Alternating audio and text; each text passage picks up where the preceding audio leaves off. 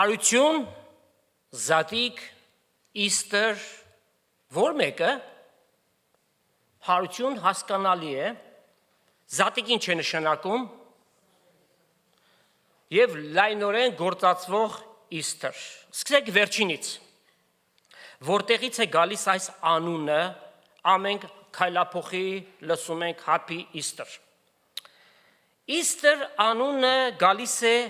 ասորական և բաբելոնյան պտղաբերության և անառակ սիրո չաստվածուհի Իշտարի անունից, որ նաև համարվում է որպես երկնքի թագուհի։ Անշուշտ մեր իմացած երրորդ երկինքը չէ, այլ այս օդի իշխանության մեջ, ինչպես որ սատանան օդի իշխանության իշխանն է, Իշտարն էլ համարվում է այդ թագուհին։ Ուրիշ ազգերի մոտ, մասնավորաբար արևելքում ապրող, նաև Աստարովթը, Ստարը և եվրոպական ազգերի մեջ, գերմանացիների, անգլոսաքսոնների, սկանդինավացիների մոտ այս Իստր անունը տարբեր հնչեղությամբ է հանդես գալի, Օստերա, Իստրե և այլն։ Չորրորդ դարում Բյուզանդիո կայսր Կոստանդիանոսը, որ քրիստոնեություն էր ընդունել, իր հրամանով բյուզանդական կայսրությունում քրիստոնեությունը հաստատեց, այլ կերպ ասած ասում են քրիստոնյացրեց։ Սրա մեջ նաև քաղաքական շարժառիթներ էլ կային, որովհետև մեծամասնությունը քրիստոնյաներ էին, բայց նաև շատ հեթանոսներ կային, հակասությունները շատ էր։ Մեկ աստվածություն և բազմաստվածություն մշտապես պայքար կար, հետևաբար քրիստոնյացվեց, բայց ինչ տեղի ունեցավ։ Քրիստոսի հարությունը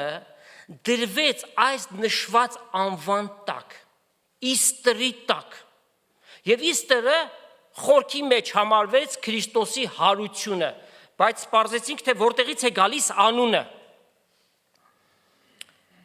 Իստր կամ Իշտար, խորհրդանիշը, symbols, ձվերը, արևմտահայերենով հավգիտ և նաև նապաստակը, Easter bunny։ Սրանք որպես զարդարանքներ են համարվում, պատկերացրեք, 1500 տարի անցել է, այդ սովորությունները շարունակվում են և ամենուր այսօր կտեսնեք այդ ներկված ձվերը ամեն տեղեր, հետո էլ ասում են, բողոքում են, որ ձվի դիֆիցիտ կա։ Լավ, Հիսուսի հարություն և ներկված ձվեր։ Հայ կղերականները խստիվ զգուշացնում են, ձվերը պիտի ներկվեն միայն կարմիր, որովհետև հարյուրավոր տարիներ մարդկանց խաբել են հեքիաթով։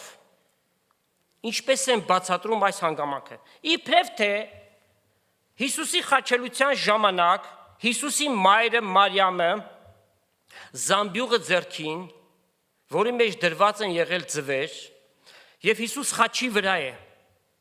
արյունակամ է լինում։ Մայրը գնում է խաչի տակ և այդ արյունը հորդում է, ձվերը ծածկում է կարմրով, ներկվում են այդ ձվերը, հետևաբար անպայմանորեն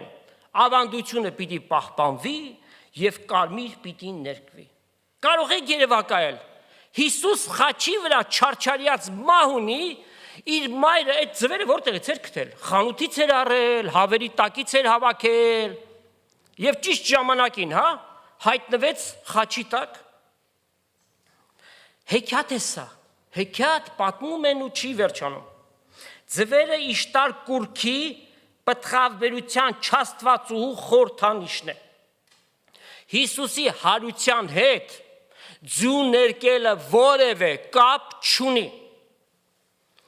Բա գույնս գույն այդ նապաստակները, որ ամենուր կա, ուղղակի անհեթեթություն է, աբսուրդ։ Բայց կարևորը բերած շահն է, չէ՞,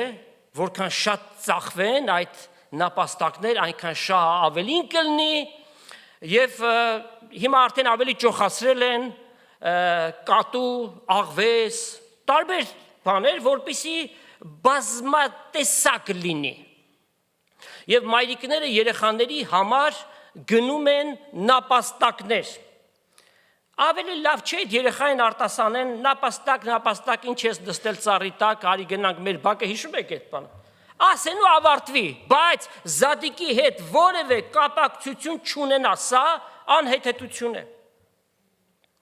Իստր, Իշտար, արդյոք Սուրբ գրքում որևէ տեղեկություն կա սրա մասին։ Բանից պարզվում է կա Երեմիա 7-րդ գլուխ եւ 18 համար։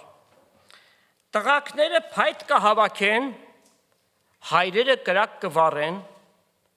կանայք խմոր կշաղեն,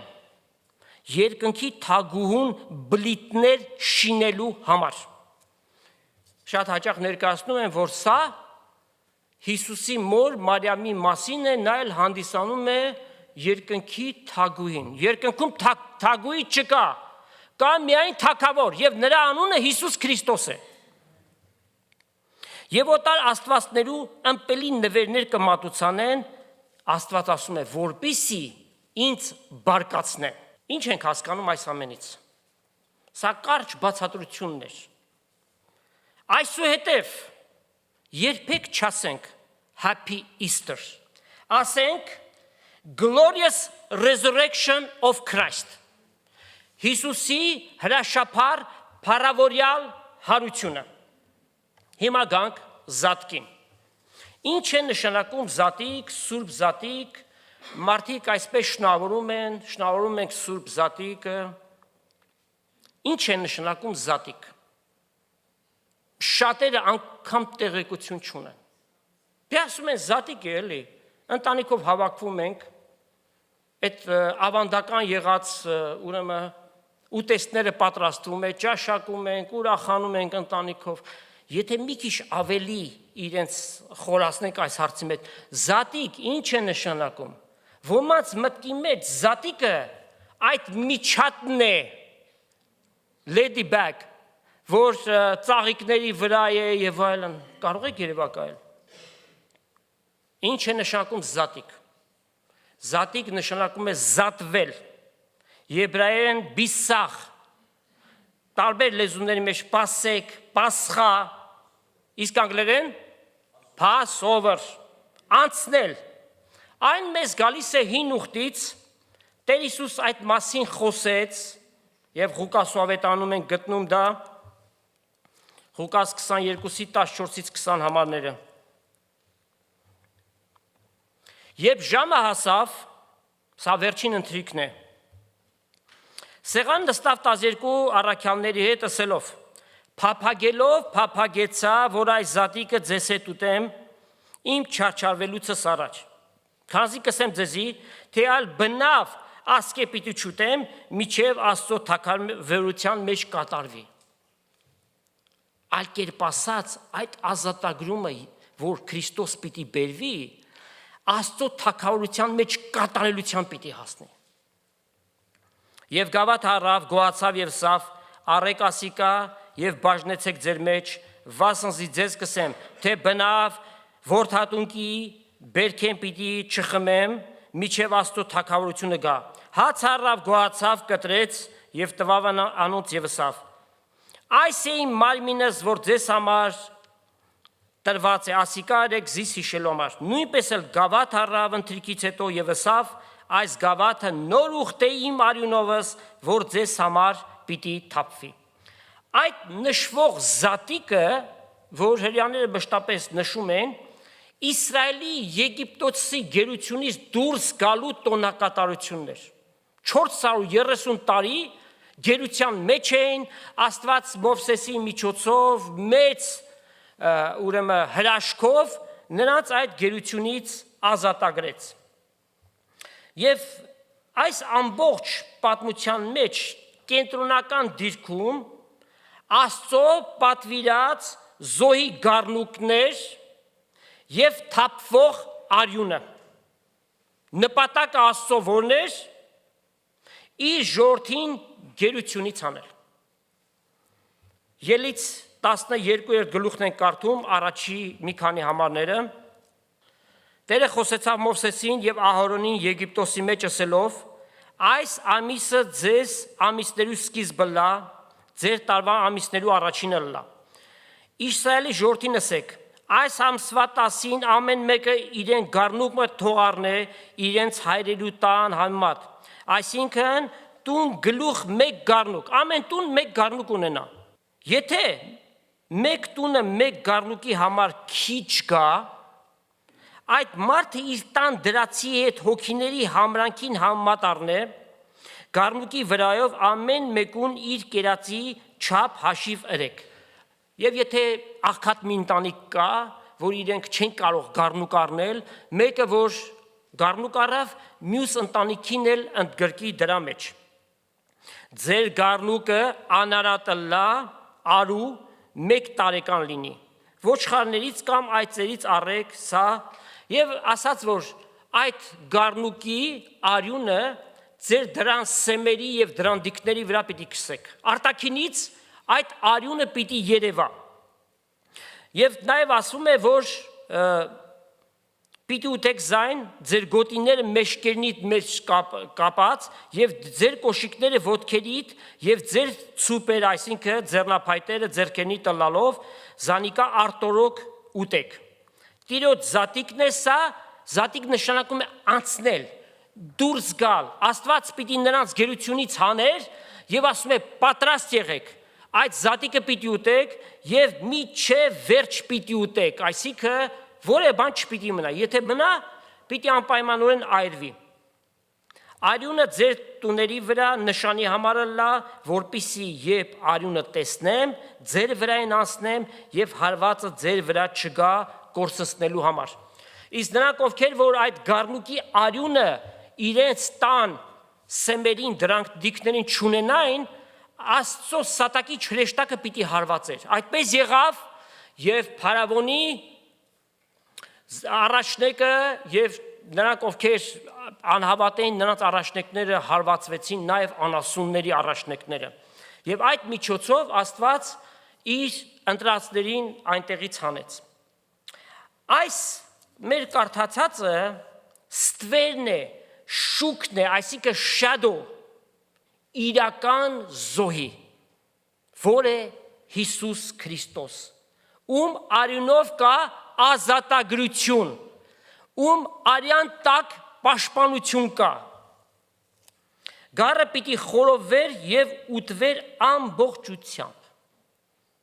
Գառը ում էր խորհրդանշում Տեր Հիսուսին։ Հիսուս խաչի վրա բոլորանվեր տրվեց։ Ահա չորեքշաբթի օրը սերտում ենք, հիշում եք։ Երբ որ սպունգով քացախ տվեցին, որպիսի խմի, համը տեսավ եւ չխմեց։ Ինչու են տալիս քացախ, որպիսի այդ սարսափելի չարչարանքներից, այդ ցավերից հանգստություն գտնեն որոշ չափով։ Այսինքն Հիսուս մաքսիմում առավելագույն չարչարանքները կրեց, հրաժարվեց այդ քացախից, որ պիտի մեղմացներ իր ցավերը։ Դա Մատթեոսի ավետանի մեջ է, իսկ Հովանու ավետանի մեջ տեսնում ենք, որ վերջի պահին ասաց ծարավեմ։ Եվ նրան այդ սպունգով քացախը տվեցին, ինչու համար։ Որովհետև Հիսուս խաչի վրա ասած 7 խոսքերից ամենակարևոր խոսքը պիտի ասեր։ Ամեն բան կատարվեց։ Այսինքն մարդկության մեղքերի համար Հիսուս իր արյունով վճարեց։ Եվ նաև որևէ ոսկոր նրանից պիտի չկոտրվեր։ Հիսուսի հետ խաչվող 2 ավազակների սնուկները կոտրվեցին, որտեղ հռոմեացի զինվորները կոտրեցին, բայց Հիսուսից ոչ մի ոսկոր չկոտրվեց։ Ինչ է այդ հռոմեացի զինվորները մարգարեությունները կարդացել էին, որ գրված է, որ չկոտրվի Հիսուսի ոսկորները, դրա համար չկոտրենք։ Որովհետև Աստվածային նախախնամությամբ այդպես պիտի լիներ, հնարավոր չէր, որ նրա որևէ ոսկորը կոտրվեր։ Ղուկաս 19:36-ում գրված է. «Վասնզի այս բաները եղան, որպիսի կատարվի այն գրվածը, թե նրա մեկ ոսկորը անգամ պիտի չկոտրվի», եւ եթե գնանք Սաղմոս 22:17, Սաղմոս 34:20, նույն բանը այնտեղ է գրված։ Պատկերացնում ենք մենք 1000 տարի Հիսուսից առաջ գրված մարգարեություններ խաչի վրա կատարվեց։ Ուրեմն ժողովուրդը Սատակի չրեշտակի մահացու հարվածներից ազատվեց ինչպես գառնուկի արյան միջոցով։ Բոլոր ճշմարիտ վերստին ծնված հավատացյալները Տեր Հիսուսի պաշտպանիչ արյան ապահովությունը ունեն։ Ինչպես որ այդ դռների վրա էր քսված այդ արյունը եւ այդ արյունը պաշտպանում էր մարդկանց հարվածից, Սատակի չրեշտակի, այնպես էլ ով որ Հիսուսին իր Տերը եւ Փրկիչը որպես ունի, նա Աստծո պաշտպանության տակ է։ Այդ գառնուկի միսը պիտի ուտեին անխմոր հացի շոթերով։ Անխմորը խորհրդանիշն է մեղքից զատված լինելու։ Իսկ խմորը ներկայացնում է մեղքը։ Եվ Պողոս առաքյալին չի ասում, քիչ խմորը ամբողջ զանգվածը կարող է խմորել։ Այսինքն մի փոքր մեղքը կարող է վարակիչ լինել, կարող է տարածվել, շատերը այդ մեղքով կարող են առաջանալ։ Պողոս Կորինթացիներին հետևյալն է գրում, կարդանք առաջի Կորինթացիների 5-րդ գլուխ 7-8 համարները, հետևյալն է ասում. Հեռացրեք հին խմորը մեկդի, այսինքն մեղքը, որպիսի լակ նոր զանգված առանց թթխմորի, վասնզի Քրիստոս մեր զատիկը մեզ համար զոհվեց։ Ուստի տոն կատարենք ոչ թե հին խմորով, այսինքն մեղքով, եւ ոչ թե չարության ու անզգամության խմորով, այլ անկեղծության, ճշմարտության անխմոր հացով։ Պատճառը ինչն էր, որ Պողոս առաքյալը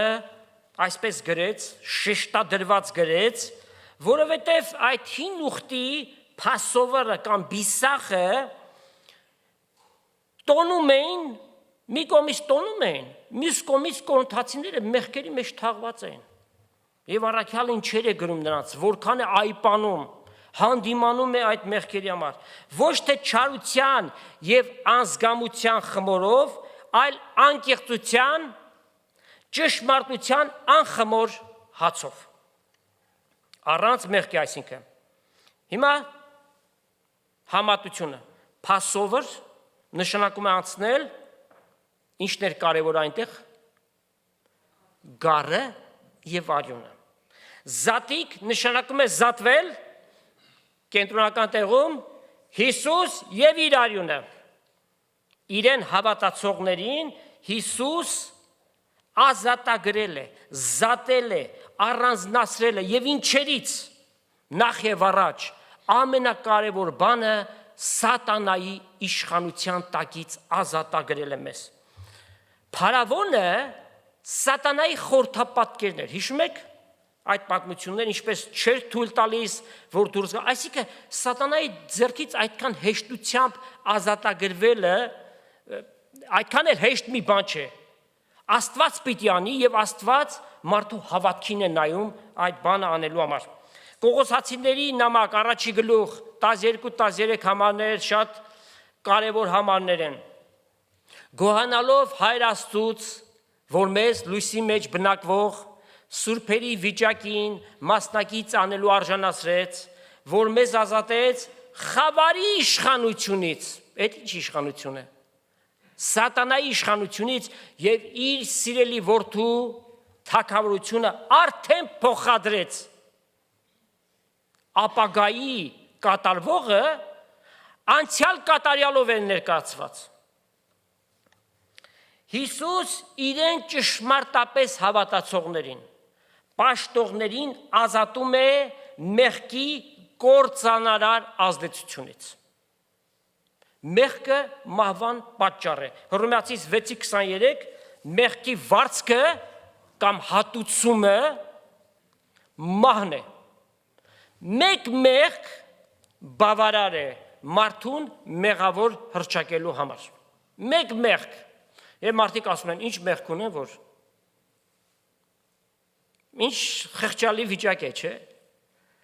Ոչ թե մեկ, հարյուրավոր եւ հազարավոր մեղքեր, անգամ չգիտես, բայց դա ինչ է կեղծավորության տակ թաքնվելը։ Աստված հռչակում է, բոլորը մեղք գործեցին եւ Աստծո փառքից բոլորն էլ ընկած են։ Մեղքի վարձքը մահն է, հետևանքը ոչ միայն մարմնով մահ, այլ նաեւ ամենասարսափելին։ Երկրորդ մահը, որ հոգևոր մահ է։ Բայց շարունակությունը կա, եւ դա հույս է մեզ տալիս, բայց Աստծո ձրի պարգևը հավիտենական կյանք Տեր Հիսուս Քրիստոսի ձեռքով։ Լավ, մեկը Հիսուսին որպես Տեր եւ Փրկիչ ունի, փրկված է, Քրիստոսի անունով մաքրված է, բայց երբ որ մեղք գործի, նրա վիճակը ինչ պիտի լինի։ Ասում ենք, որ մեղքի վարձքը մահն է։ Այստեղ է, որ մենք հասկանում ենք, Հիսուս մեզ ազատել է մեղքի դատապարտությունից։ Եկեք կարդանք Հովանու առաջին թնարական թուղթ, 2-րդ գլուխ առաջի 2-րդ համարները։ Որդյակներ, այս բաները ձեզի կգրեմ, որպիսի մեղք չգործեք։ Եվ եթե մեկը մեղք գործելու լինի, կամ այնպես ստացվի, որ մեղք գործի, սա մեղք գործելու համար կանաչ լույս չի վառում, ոչ էլ դրա իշխանությունն է տալիս, քավլիցի, բայց եթե մեղք գործելու լինի, հոր մոտ բարեխոս ունենք և միակ բարեխոսը, ում անունը Հիսուս Քրիստոս է, նա մեր մեղքերին քավություն է, ոչ միայն մեր, այլ ամբողջ աշխարհի։ Այսինքն Հիսուս իր կյանքը զոհել է համայն մարդկության համար, ոչ թե որոշակի թվով մարդկանց համար։ Հիսուս փրկում է մեզ մահվանից եւ գերեզմանից։ Եթե մասնավոր բացատրություն չտանք, այնպիսի տպավորություն կարող է առաջանալ, որ ով որ հավատացյալ է, չի մահանում, գերեզման էլ չի դրվում։ Ինչն է պատասխանը, հետևյալն է դա։ Հավանաբար ձեր մտքի մեջ հիմա եկավ հափշտակությունը, rapture, չէ՞։ Հարփազո, восхищение մեկ ակնթարթի մեջ, երբ որ առանց մահ տեսնելու մեկ ակնթարթի մեջ պիտի փոխվենք եւ գնանք երկինք։ Սա գերազանց տարբերակն է, որին մենք հուսացել ենք եւ տեսնում ենք այդ ժամանակները շատ մոտ են։ Բայց եթե այնպես պատահի, որ հավատացյալը մահանա, կամ ինչպես Սուրբ Գիրքն է ասում, ննջի, գերեզմանի մեջ է գնում նրա մարմինը, որ օր-օրի սկսում են նեղել, եւ Աստծո հրամանը իրականանում է։ Հողից ստեղծվեցիր, հողին պիտի դառնաս։ Բայց մարդու անձը եւ հոգին, այսինքն նրա ինքնությունը, ինքնագիտակցությունը, բանականությունը հավիտյան պիտի մնա։ Աստված մարդուն ստեղծել է որպես հավիտենական էակ, մահը մարմնի կորուստն է, բայց մարդիկ հավիտյան են, հավիտենական են։ Անձն ու հոգին հավատացյալի անմիջապես հայտնվում են Աստծո ներկայության մեջ, ինչպես գրված է 2 Կորինթացիս 5:8։ Նույն կերպով նրանք ովքեր այս աշխարհը լքում են առանց Հիսուս Քրիստոսի։ Ուր են գնում։ Այն ինչ որ Սուրբ Գիրքն է ասում, մենք ցավով ենք դա ասում։ Առանց Հիսուսի երկինք չկա, առանց Հիսուսի միայն կա որտեղ դժոխքի սարսափելի տեղը, որի մասին Տեր Հիսուս ամենաշատը խոսեց, դրախտից առավել Հիսուս զգուշացրեց դժոխքի մասին, նրա սարսափների մասին։ Ուրեմն Քրիստոսով մահվան եւ գերեզմանի զորությունը խափանված է։ Հավատացյալը թե մեռնի, այսինքն ննջի եւ կամ հափշտակվի, երկու իրավիճակի համար էլ անսասան հույս կա։ Մի հույս, որ երբեք չի խափանվի, մի հույս, որ Աստծո կողմից է տրված եւ Աստծո խոստումները այո եւ ամեն են հավիտյան։ Եկեք կարդանք Կորինթացիների երկրորդ նամակ 15-րդ գլուխ, ամբողջությամբ հարության վրայով է խոսում եւ մեզ հետեւյալն է բերում 51 համարից սկսած։ Ահա ձեզ խորհուրդ մը կսեմ։ Խորհուրդ ինչ է? Գաղտնիք։ Ամենքս պիտի չննջենք, բայց ամենքս էլ պիտի փոխվենք։ Հանկարծակի աչք փակել բանալու մեջ, վերջին փողի հնչվելու ատենը, որտեղ փողը պիտի հնչվի, մեռելները հարություն պիտի առնեն առանց ապականության, մենք էլ պիտի փոխվենք։ Վասնզի պետք է որ այս ապականացու մարմինը անապականություն հագնի։ Այն մարմինը, որ մեր վրա կրում ենք, հիվանդացող, ծերացող, մեռնող մարմին է, ապականյալ մարմին է, ի վերջո իր վերջնական հանգրվանը պիտի գտնի գերեզմանի մեջ։ Բայց մենք անմահությունը պիտի հագնենք, եւ Հիսուս խոստացավ, ովքեր իրեն հավատում են, նրանք էլ այն մարմինը պիտի հագնեն փառավորյալ, ինչպիսին ինքը ունի։ Եվ Պողոս առաքյալը ասում է, մեր խոնար մարմինը, մեր մեռնող մարմինը իր փառավոր մարմնին կերպարանակից պիտի դարձնի։ Բայց երբ այս ապականացու մարմինը անապականություն հագնի եւ այս մահկանացուն անմահություն հագնի, այն ատեն պիտի կատարվի այն խոսքը, որ գրված է. մահը հաղթության մեջ ընկղվեցավ, իջավ հատակը, մահվան վրա հաղթանակ կա դրված։ Եվ նաեւ այս կերպով առաքյալը հեգնում է նաեւ մահվան։ Ուր է ով մահ քո խայթոցը։ Այս մահով սատանան մարդկությանը վախեցնում է, պիտի մեռնեք, եւ մարդիկ անհույս ապրում են, աշխատում են, մի քիչ առողջ ապրեն, մի քիչ երկար ապրեն, եւ հետո ասում են, սա է կյանքը։ Սա կյանք չէ,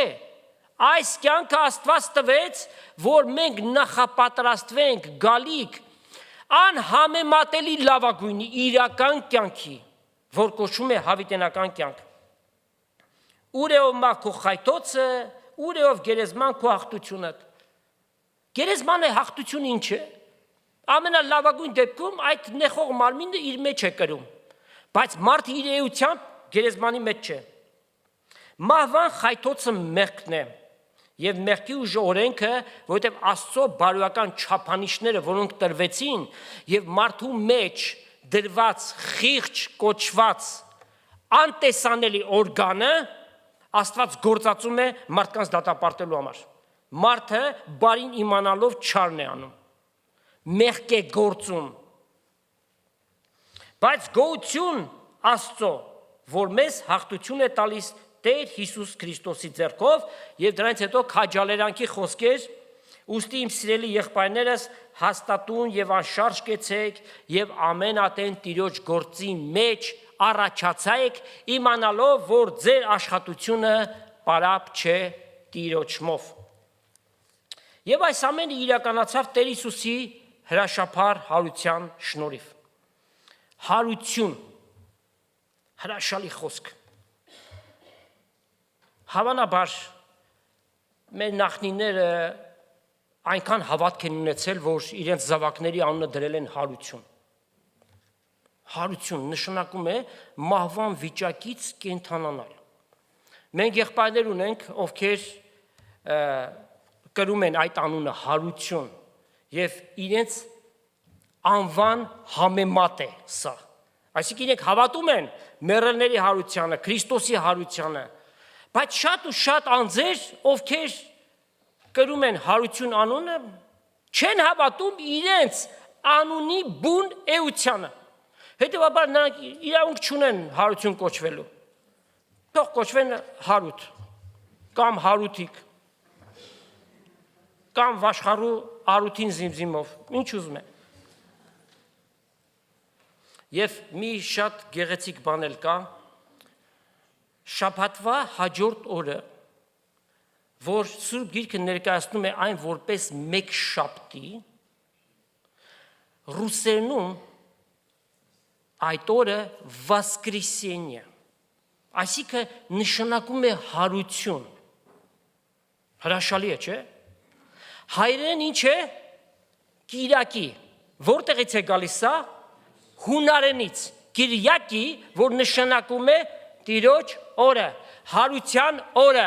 Ահա դրա համար է, որ մենք Կիրակի, ամեն Կիրակի հավաքվում ենք եւ տոնակատարում ենք Քրիստոսի մահը եւ հարությունը եւ նաեւ նրա երկրորդ գալուստը, որ պիտի գա եւ պիտի ճուշանա։ Քրիստոսի հարությունը քրիստոնեական հավատքի անսասան հիմքն է։ Հիմքն է կազմում քրիստոնեության։ Չկա հարություն, չկա քրիստոնեություն։ Եվ քրիստոնեությունը կդասվեր մյուս սուտ ու փուտ կրոնների շարքին։ Մարդկության պատմության ամենամեծագույն իրադարձությունը Քրիստոսի հարություն առնելն է։ Անկամ իր ծննդից ավելի մեծ է սա։ Գիտեք ինչու։ Որտեվ Հիսուս եթե ծննդով աշխարհ գար, նույն կերպով ապրեր, եթե մահանար, բայց հարություն չառներ, ինչ օգուտ կլներ մեզ։ Հարությամբ իրագործվեց մեր էլ հարություն առնելու այդ փափագը։ Ուրեմն Քրիստոսի հարությունը Աստծո մեծության զորությունն է։ Եկեք կարդանք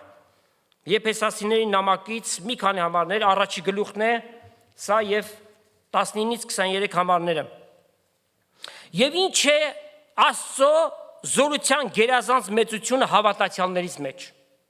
Իր կարող զորության գործադրությունով, որ Քրիստոսի վրա ի գործ դրեց եւ զանիկա մեռելներեն հարուցանեց եւ նստեցրեց իր աջ կողմը երկնքի մեջ, ամեն իշխանության, պետության եւ զորության վրա եւ ամեն անունի վրա, որ կտրվի ոչ միայն այս աշխարհի մեջ, հապա գալիքի մեջ էլ։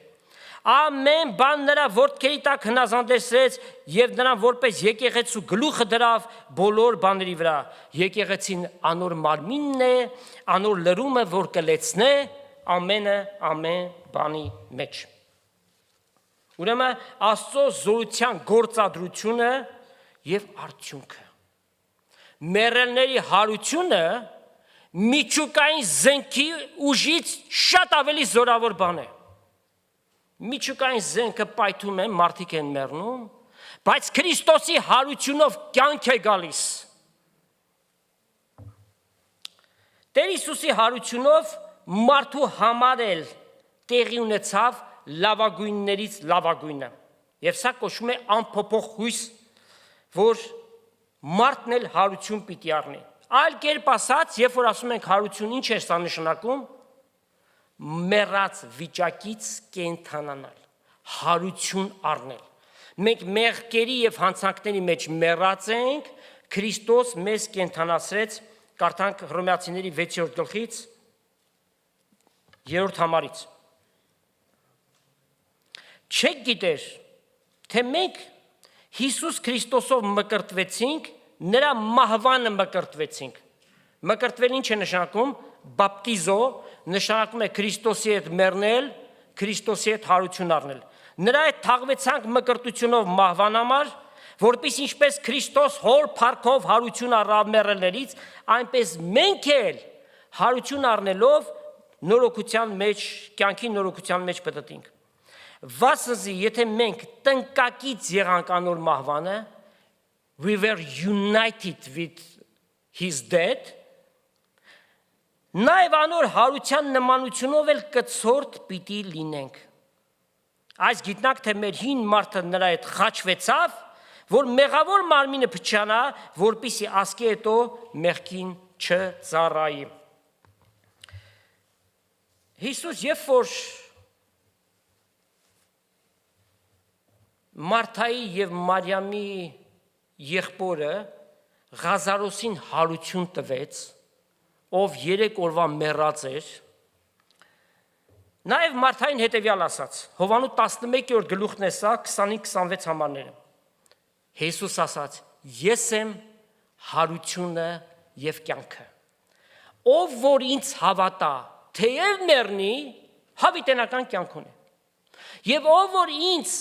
հավատում է եւ կենթանի է, այսա էլ ասեց նրանց համար, ովքեր որ պիտի հափշտակվեն, հավիտյան չեն մեռնելու, այսինքն գերեզմանի մեջ դռնելու հարց չկա, մեկ ակնթարթի մեջ պիտի փոխվեն եւ Տիրոջ առջև պիտի ելնեն։ Եվ որից հետո Հիսուս Մարթային ասաց. դու հավատում ես այս ասված խոսքին, Մարթայի պատասխանը ինչ էր, հաստատակամ այո էր։ Այսօր Տերը այս հարցումը տալիս է համայն մարդկությանը։ Ցավոք, շատերի պատասխանը ոչ է։ Ասում են Հիսուսի խոսքերը իմաստալից խոսքեր էին։ Մեջը մեծ փիլիսոփայություն կար։ Արժե այդ խոսքերից գործածել։ Եվ գիտեք, չէ, շատ ու շատ գրողներ Հիսուսի խոսքերից վերցրել են եւ իրենց գրությունների մեջ գործածել են։ Բայց երբ որ հարցը գալիս է այլ մեռելների հարություն, հավիտենական կյանք, այդ գոնե այդ բանը մի ասեք։ Մնացածը ասեք, դրա մասին մի խոսեք։ Եթե մեռելների հարությունը մեր հավատքի հիմքը չէ, մնացած բաները պարապ են։ Մենք պարապ տեղ այստեղ հավաքվեցինք, բայց մենք հավատում ենք, որ Քրիստոս հարություն առավ, եւ իր խոստումը, ով որ ինձ հավատա, թեև մեռնի, հավիտենական կյանք ունի։ Պողոս առաքյալը գնացել էր Աթենք։ Աթենացիները, իմաստասերներ, ամեն մեկը մի փիլիսոփա, եւ սպասում էին նոր բաներ լսելու։ Պողոս աստվածային խորագիտությամբ այնտեղ տեսավ անծանոթ Աստծո մի արձան եւ խոսեց, որ Աստված մարդու ձեռքով սարքված տաճարների մեջ չի բնակվում, որ նա մարդուն տալիս է կյանք, շունչ եւ ամեն բան ուշադիր լսում էին։ Երբ որ հարցը եկավ մեռելների հարության, ինչ տեղի ունեցավ։ Գործք առաքելոց 17:32։ Ոմանք ծաղր էին անում, ոմանք էլ ասում են այդ բանի համար քեզ ուրիշ անգամ կլսենք։ Այսինքն չենք հավատում, քեզ քաղաքավար ձևի ասում են գնա այստեղից։ Չենք հավատում։ Մնացած բաները ընդունելի են, բայց մեռելների հարություն նույնն է պարագան այսօր։ Մեռելների հարության մասին ես խոսում, ասում են աղանդավոր եք։ Հիսուսի անունն եք տալիս, ասում են աղանդավոր եք։ Իրենք անգամ չգիտեն աղանդը ինչ է։ Նրանք ովքեր որ մարդկանց մեջ սերմանել են, որ սև սքեմ հագնողների ձատ, ով որ ինչ խոսե աղանդ է։ Էլ չգիտեն, որ իրենց խաբել են։ Մեռելների հարություն, հավիտենական կյանք։ Սրանք բաներ են, որ մարդկային տրամաբանությամբ անհնար է, որ մեկը կարողանա հասկանա։ Եվ այստեղ է հավատք։ Աստված այստեղ է սպասում, ակնկալում հավատք, որ գրված է եւ նաեւ ապացույցը կա դրա վառ օրինակը Քրիստոսի հարությունը։ Հարությունից հետո երկրի վրա անցկացրած 40 օրերը, իր համբարձվելը եւ ամեն բան ապացուցում են Քրիստոսի հարության իրական լինել։ Մնում է հավատքով դա ընդունենք։ Աստծուն հավատալու նախապայմանը ոչ թե Աստծո գոյություն ունենալն է, դա առաջի քայլն է։ Եվ Աստված ասում է, եթե մեկը ասի, որ Աստված չկա, անզգամ մեկն է։ Մարդ արարած բանական էակ, մի հատ շրջակայքդ նայի, այս մոլորակները նայի, ամեն բան ներդաշնակության մեջ, Աստված անգամ լեռները կշռքով է դրել, ամեն բան, ստեղծված բաներով, տեսանելի եւ անտեսանելի իմանում ենք Աստծո գոյության մասին։ Բայց նաեւ շատ կարեւոր հավատալիք կա փրկված լինելու համար, այսինքն սա կոչվում է փրկարար հավատք, որ Աստված ինքը մարդեղացավ մեղավոր մարդու փրկության համար։ ծնունդով աշխարհ եկավ, ապրեց կատարյալ կյանք, sinless life, կատարելության հասնող։ Հիսուս մեղք չգործեց, Հիսուս մեղք չէր կարող գործել, որովհետև իր մեջ մեղքի բնություն չկար։ Աներևակայելի չարչարանքներ կրեց, անարգ մահվան, ամոթալի խաչը հանձ առավ ինձ եւ քեզ համար։ Եվ դրվեց գերեզմանը, երրորդ օրը փառքով մեռելներից հարություն առավ եւ հավիտյան կենդանի է, մահը նրա վրա իշխանություն չունի եւ այդ խոսքը ամեն քայլափոխի կարող ենք ասել։ Հիսուս ասաց. ով որ ինձ հավատա, թեև մեռնի, հավիտենական կյանք ունի։ Ասա է ճշմարիտ հավատքը։ Ինչպես Կորինթոսի եկեղեցում ներկայիս էլ շատերը, անգամ եթե ճոխությամբ էլ զատիկ են նշում, մենք հարկ չունենք դրա հետ, ինչ ճոխությամբ էլ ուզում են թող նշեն։ Կարևորը, որ այդ նշվածի մեջ խորհուրդը ի հայտ գա, որ սա Քրիստոսի հարությանն է վերաբերում։ Բայց ցավոք սրտի ավանդապաշտ եւ մարդահնար դրված օրենքներ պահելով այդքանից հետո ասում են ինչ մեռելների հարություն եւ Աստված դատապարտում է իր խոսքի միջոցով, ինչպես Կորինթացիներին Պողոս առաքյալը հանդիմանորեն գրեց առաջի Կորինթացիս 15-րդ գլուխ 12 համարից։ Ուրեմն եթե Քրիստոս կքարոզվի, որ մեռելներից հարություն է առաջ, ինչպես ձեզանից մի քանիսները ասում են, մեռելների հարություն չկա։ Եթե մեռելների հարություն չկա, ուրեմն Քրիստոս էլ հարություն առաջ չէ։ Եվ եթե Քրիստոս հարություն առաջ չէ, ուրեմն մեր քարոզությունը պարապ է, ձեր հավատքները պարապ է, եւ մենք էլ Աստծո սուտ վկաները կլինենք, որովհետեւ Աստծո համար վկայություն ենք տալիս, թե ինքը մեռելներից հարությանից Քրիստոսը։ Եթե մեռելները հարություն չեն առնում, Քրիստոս էլ հարություն առաջ է, եւ եթե Քրիստոս հարություն առաջ է, ձեր հավատքը պարապ է եւ տակավին ձեր մեղքերի մեջ եք։ Նույնպես էլ Քրիստոսով ննջողները խապված են եղել։ Եթե միայն այս կյանքի համար ենք մենք հուսացել Աստծո, ամեն մարդկանցից ավելի խղճալի ենք։ Բայց ճշմարիտ է, թե Քրիստոս մեռելներից հարություն առած է, ննջեցյալների առաջի պտուղը, մեր օրինակը, քանզի մարդով եղավ մահը, մարդով էլ մեռելների հարությունը պիտի լինի։ Քրիստոս Հիսուս մարդը մեզ համար բերեց հարության հույսը։ Վասնզի ինչպես Ադամով ամենքը կմեռնին, նույնպես էլ Քրիստոսով ամենքը կենդանի կլինան։ Բայց ամեն մեկը իր կարգով է։ Առաջին պտուղը Քրիստոս, հետո Քրիստոսինները իր գալու ատենը։ Բայց սրանից պարզ բացատրություն։ Եթե եւ մենք այդ եթեները գետնի տակ թաղում ենք, մեզ համար եթե չկա, մեզ համար հաստատակամ կա, այո, ով Տեր, քո խոսքը ճշմարիտ է, 100% է, եւ դուք ասում եք ամեն։ Ոմանց համար Աստծուն հավատալը այս կյանքի մեջ ունեցած օգուտներ քաղելն է։ Կարծես այնպիսի տպավորություն է, որ Աստված իրենց համար կաղանդ պապա է։ Ձմեռ պապի է, իրենք էլ ինչ որ պատվիրում են, ինչպես երեխաները ձմեռ պապին են պատվիրում, չէ, իրենց ուզած բաները Աստված պիտի իրենց հասցնի։ Առողջություն, հաջողություն, բարգավաճում, իղձերի եւ փափագների իրագործում։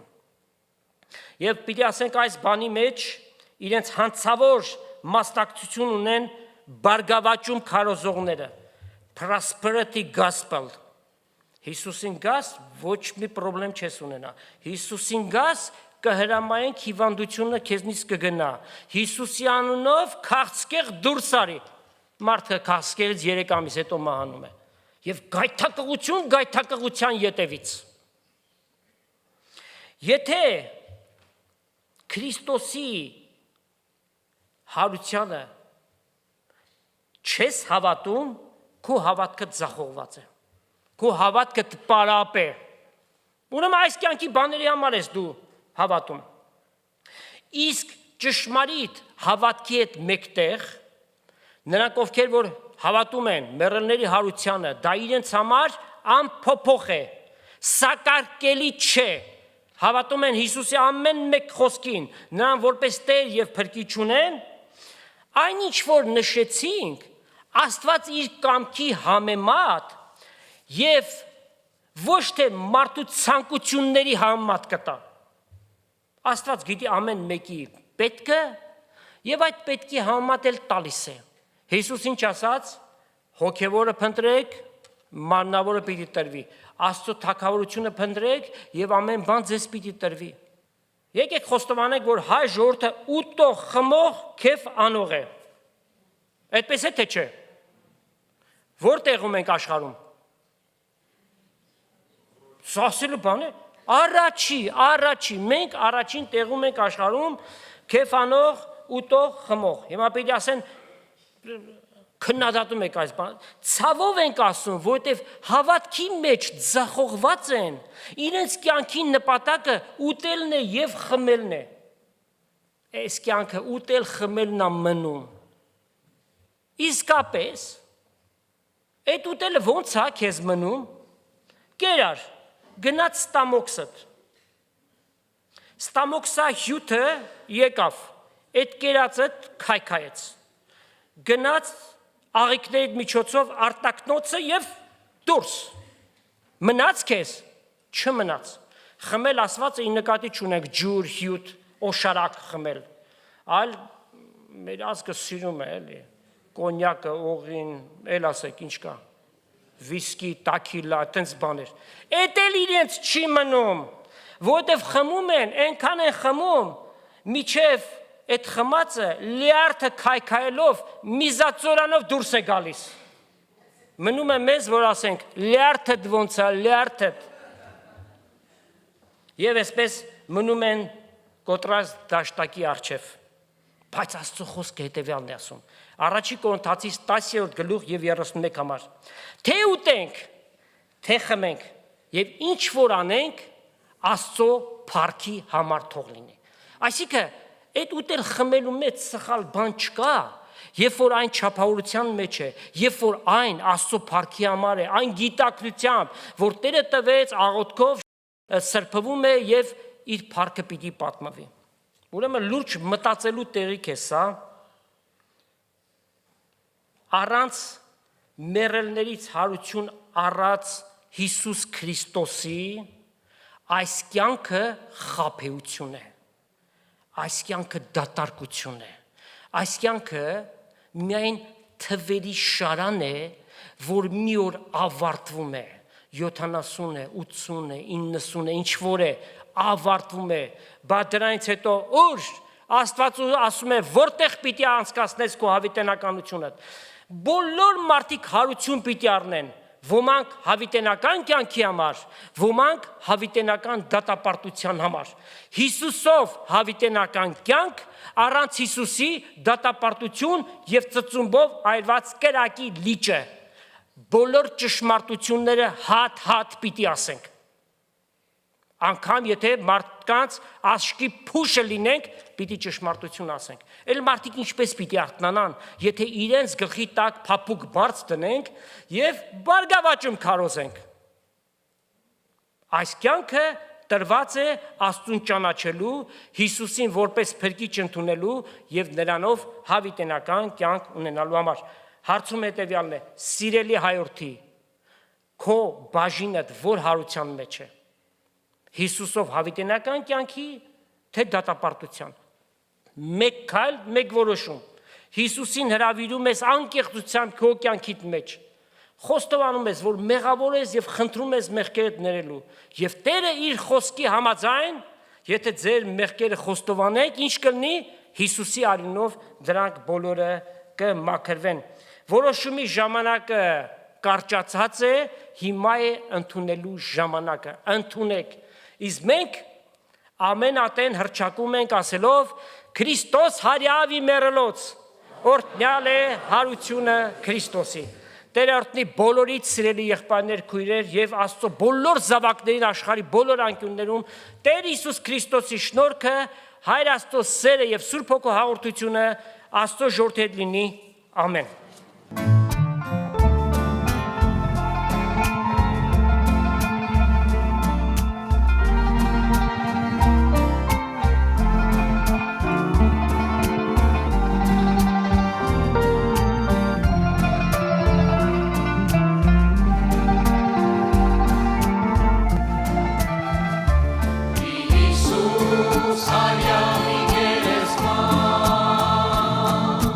Oh